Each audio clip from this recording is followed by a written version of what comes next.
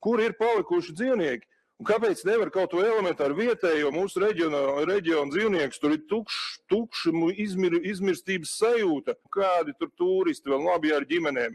Nākamais debatēm pieteicies Rudolfs Brēmanis, un kamēr Brēmaņa kungs tuvojas, es atgādinu, ka tātad ņemot vērā, ka es pirms sēdes neatgādināju, ka ja cilvēki bļaus, apvainos darbiniekus, melos no tribīnas, ka es slēgšu ārā mikrofonu, tad es otrais ļaušu šeit izteikties Julijai Stepaņenko, bet jums, Brēmaņa kungs, es uzreiz atgādinu, ka kliegt arī nevajag. Paldies!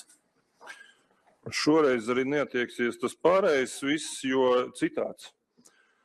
Ne mani vārdi, citāts. Šodien man skumja diena, jo Rīgas doma lems par Rīgas Nacionālā zooloģiskā dārza pievienošanu SIA Rīgas meži. Pēc būtības beigsies 113 gadu ilgā Rīgas zoodārza vēsture, jo tas pēc savu statusu ieņems godpilno vietu līdzās Tīreļu mežu saimniecībai un stādaudzētavai.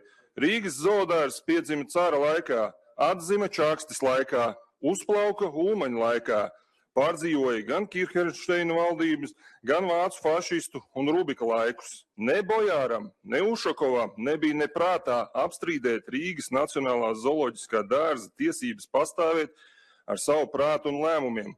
Un tad atnāca nacionālo vērtību sargātājs ratnieks un ar idiotiskiem un populistiskiem solījumiem atgriezt Rīgā ziloņus izlēma zoodārza nākotni. Un zoodārza darbinieki, no kuriem daudzi veltījuši savam zoodārzam visu darba mūžu, visticamākais tiks atlaisti no darba Rīgas Nacionālā zooloģiskajā dārzā un varēs iekavās, ja gribēs, rakstīt iesniegumu par vēlmi iestāties SIA Rīgas meži. Un patiesībā neviens tā arī nepajautāja, kāpēc nepiepildījās solījumi audzēt apmeklētāju skaitu, kāpēc zoodārza vārds arvien retāk parādās medijos un kur palicis zoodārzas kādreiz tik pozitīvais tēls. Un vai tiešām ticams šķiet plāns zem Rīgas meži, zem SIA Rīgas meži karoga atvest uz zoodārzu miljonus apmeklētāju gadā. Es ļoti vēlos, lai manas aizdomas par to, ka Rīgas zoodārza iemoģināšana Rīgas mežu hierarhijā palielinās lēmumu pieņemšanu, palielinās birokrātisko bezatbildību, izrādīsies maldi un zoodārs uzplauks nebijušā krāšņumā. Bet no manām vēlmēm jau te nekas nav atkarīgs. Citāta beigas Ingmārs Līdeka.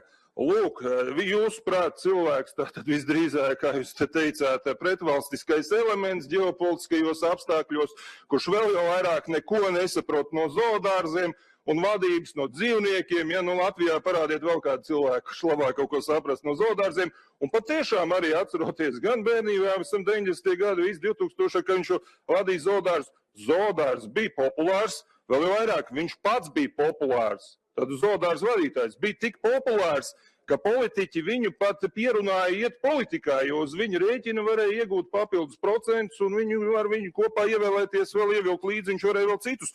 Lūk, tagadējā zoodārza vadība ir šādi te populāri cilvēki, dzīvnieku entuziasti, kuri spēj gan bērnus uzrunāt visādos televīzijas raidījumos, gan pieaugušos, gan organizēt dažādas akcijas, atrakcijas un visu pārējo, par ko Kleibaka kungs teica, ka tur tiešām es kādu laiku neesmu bijis, bet kur ir palikuši dzīvnieki? Un kāpēc nevar kaut to elementāru vietējo mūsu reģionu dzīvniekus, tur ir tukša izmirstības sajūta. Un tas ir tas, kas interesē. Zoodārza galvenā funkcija ir bērnos kā reiz raisīt interesi par dabu un dzīvniekiem un saskarties, un redzēt, un nejauka tur pieaugušie, kādi tur turisti vēl labi ar ģimenēm.